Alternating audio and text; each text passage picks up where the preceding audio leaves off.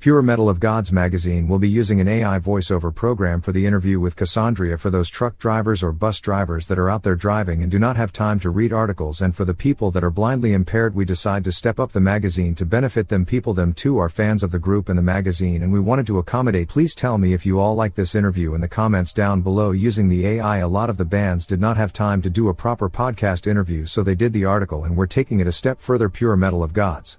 In our previous interview we left off on one of your singles and we're exploring the creation of the song, You'll Never Be My God, and we talked about the phrasing of the lyrics. Let's move forward from this issue and talk about the creation of the album. What new textures are we going to hear from the group on the Wonder Still Awaiting compared to previous albums that you've done in your past? Marco Hubaum: I think there's quite some more complexity in the music now. It's mostly little things, like some odd meters, some unusual structures like You Will Never Be Our God, and a lot of key changes within some songs. You could say, I tried to lift my songwriting level up, by challenging myself to use some more sophisticated tools for it. But I don't do it just for the sake of that. It always needs to bring something to the music which makes sense, which underlines something important in it. If you check the Wonder Still Awaiting for example, it changes the key 8 times in the song, and each time it has a certain atmospheric effect that is very distinctive and beautiful. What difficulties did you face while writing your new album The Wonder Still Awaiting? And could we go through a brief breakdown of what each track is about? Marco Hubaum: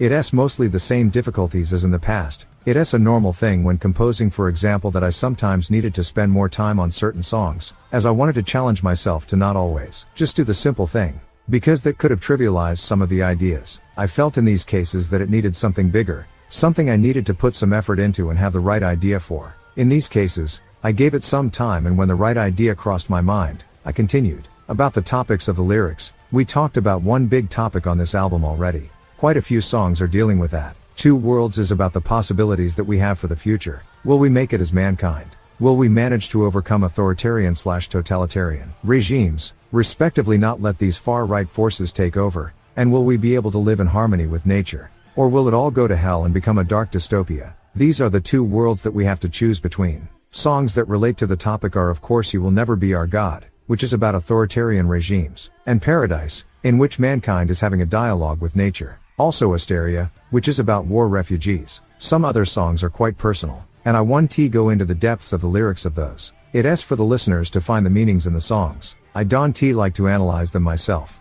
Listening to the track Reborn from your stream, the choir sounds like a layer of a huge wall. How many tracks were on the choir? Marco Hubaum: The choir was consisting of 40 singers, so that is of course sounded huge. It has been recorded with 10 different microphones at the same time, which gives also a very bombastic big sound. Do you feel that your guitar tone has changed from the beginning of your career till the present? Marco Hubaum: Probably yes. I used a dozen different amps or plugins through the years, and always tried to get the sound that I wanted at that moment. And what I wanted to sometimes change, according to the musical vision for an album and the available technical equipment. Being a keyboardist, what arrangements did you come up with for the album, and what difficulties were there, if any, in playing them? Marco Hubaum: I played and programmed quite some sounds for this album, which was a big challenge as I wanted to do a lot already on my own before I gave the songs to an orchestra arranger who has a much better idea of how to build a full orchestra score for the melodies I came up with. For that I was learning a lot about modern sounds and programming. I was diving very deep into that for quite a while. This helped a lot with the songwriting and the understanding of arrangements. That way I could talk about every little detail with Lucas Noble, who did the final arrangements then, because we were speaking the same language. Sometimes little nuances make a different atmosphere, and sometimes I wanted him to make some changes, so I needed to be able to tell him what I really meant by that. There's also quite some of my own synth and sample programming in the final result, as some lines and sounds were already good as they were. For example, the Mystic piano samples from TH Studio Production I really like and used a few times. When approaching a song and creating a solo during that 30 seconds when the vocal is absent, how do you approach the challenge of your solo writing? Marco Hubaum: It's not that I leave some space randomly that later is just filled with a solo. If there is a guitar solo, I had the very idea of a guitar solo in my mind when creating that part of the song, and then I also most of the time have a certain melody for the solo already in my mind. As I am just a rhythm guitarist, I can only play the simpler parts, so I leave that up to a better guitarist like Rob in this case to play the guitar hero stuff. But the solo in Reborn I played myself, also the one in Paradise and the one in Scars, just as examples. Do you feel that your guitar tone has changed from the beginning of your career till the present? Marco Hubaum: Probably yes. I used a dozen different amps or plugins through the years, and always tried to get the sound that I wanted at that moment. And I wanted sometimes to make changes, according to the musical vision for an album and the available technical equipment. Being a keyboardist, what arrangements did you come up with for the album? And what difficulties were there in playing them? Marco Hubaum: I played and programmed quite some sounds for this album, which was a big challenge as I wanted to do a lot already on my own before I gave the songs to an orchestra arranger who has a much better idea of how to build a full orchestra score for the melodies I came up with. For that, I was learning a lot about modern sounds and programming, and I was diving very deep into that for quite a while. This helped a lot with the songwriting and the understanding of arrangements. That way I could talk about every little detail with Lucas Noble, who did the final arrangements then, because we were speaking the same language. Sometimes little nuances make a different atmosphere, and sometimes I wanted him to make some changes, so I needed to be able to tell him what I really meant by that. There's also quite some of my own synth and sample programmings, and the final result is some lines and sounds were already good as they were. For example, the Mystic piano samples from TH Studio Production I really like and used a few times. Pure Metal of Gods: what skills you had to learn for each track for the entire group, and what struggles were there in creating the album?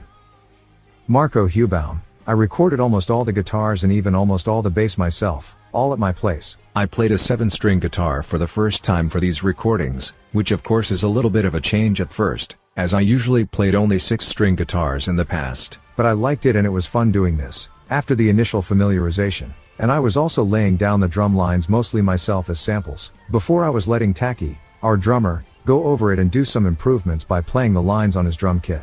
I think I was pushing him to his limits sometimes, as I wanted very fast and complex drum parts in some parts, but he mastered it neatly, of course, as he is a great drummer. Of course, there is a lot you always learn when recording a new album, always some little things on your instrument or concerning the recording techniques. I think I got also quite a bit more experienced with my recording/producing environment, Cubase again. There is so much to learn always, and they always implement new features. One thing that was a bit of a challenge was the correction of the timing of the choir recordings, as classical choirs tend to be a bit behind the click often, but not in a constant way. So I needed to correct that, and as we had these 10 different microphone positions which were all recorded on separate tracks, these tracks needed to be corrected simultaneously, which is quite a challenge as it needs to be phase coherent, so you can only cut and shift parts, but not stretch, as Cubase didn't let you do that. Fortunately, Cubase introduced a new feature for that while I was in the middle of the process, and that all of a sudden made it much more accurate and easy. It's a lot of these things in production that you run into as a challenge, and this is just one example. As we know, every album and song has its unique story, along with the producer trying to convey what you all envision your album to be. When meeting with the producer for the first time, how do you bring the thought process and creativity that you envision to creating the album, and for him to portray your envision and bring it to life? Marco Hubaum: I was the producer myself, so I had the vision in my own hands the whole time and I could control every little detail myself. You need to know what you want and how to do it, of course. This can be quite a challenge when you do that on your own as the songwriter and musician, because you can put the responsibility on someone else. So sometimes it can be a struggle to decide things because you need to be sure you'll be happy with it when it is finished. But it was worth it. The final result is what I had in mind. It's the realization of my musical vision and dreams in every aspect.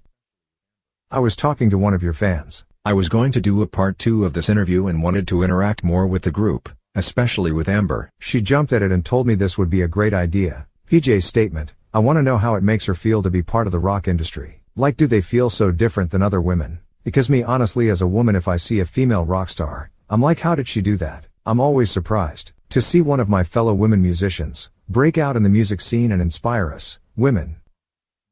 Pure Metal of Gods: what is your favorite song to perform and that you've written? Amber Vaz: I didn't write any songs, Marco did, but I love to perform My Curse Is My Redemption from our new album. Pure Metal of Gods: at the beginning of your career, Amber, getting into the music industry, what difficulties did you face and how did you overcome them? Amber Vaz: the music business can be disappointing, but I've learned to focus on what I can do and control, which is our music and the connection with our fans, with the people. Pure Metal of Gods: Amber and Marco, what you know now, what advice would you give to someone telling they want to be on stage? See you both, what advice would you give? Amber: continue to pursue that passion, that dream. Work, dedication, and perseverance is important in order to succeed, I think. Marco: don't change your music because you think it might be more successful. Change it only when you think you'll like it better then. Because only music that comes from the heart can really satisfy you in the end, whether it becomes successful or not. But no one can take this away from you, that you've done something from your heart.